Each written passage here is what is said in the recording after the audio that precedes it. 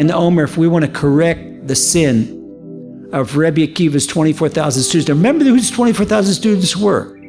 These are not shmendriks from the street. These are Tanaic sages. But the fact that they were holy, that for even, the slightest lack of respect for one another, the slightest insult, they had the book thrown at them. And this is what the Gemara says, Hashem medagdek kechut hasaraim chasidav. The Hashem is exacting with the letter of the law with those that are close to him. So here we are, and that's why we're not dancing, that's why we're not making weddings, that's why we're not listening to music during the Omer, all because of this. So if we still have these limitations, and we have to ask ourselves what's wrong, and it's our job to correct it. What do we do to correct it? We learn Chafetz Chaim, we learn the laws of proper speech. Now there's a difficulty with proper speech. The laws of ona'at dvarim, making another person sad.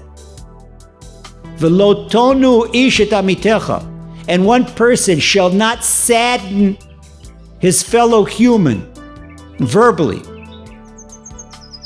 So how do people know? How do people know what the guy's intent is? Nobody knows what only Shem does. Then the Torah says, V'yareita mi'elokecha, and you shall fear your God, because Hashem knows what your intent is.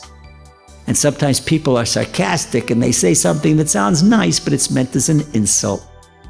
And then we say, we're joking. King David writes about this in Psalms. Hamitlalei calls that person. The person meant to spill somebody's blood. The person wants to embarrass somebody in public. Okay. And he says to a fat guy, oh, when are you going to try out for the basketball team? No, everybody laughs. And the guy's face turns red. He's just been embarrassed. He knows he's not a basketball player. He could barely get up out of the chair. And somebody made fun of him. Oh, I was only joking. No. Hashem knows you weren't joking when you embarrass somebody. You know how much this goes on in social media? How many people embarrass people in social media? And then what happens on Yom Kippur?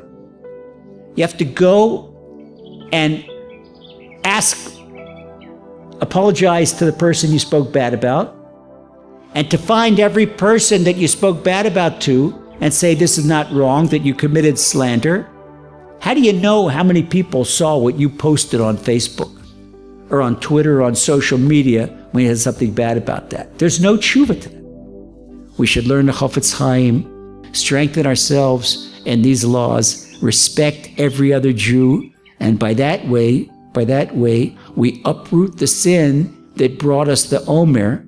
So rather than having the curtailment of Simcha in the Omer, Hashem will turn around, and in the Omer, He'll bring us Mashiach in gathering the exiles in a rebuilt holy temple. So I have reasons for all the joy in the world. Speed in our days. Amen.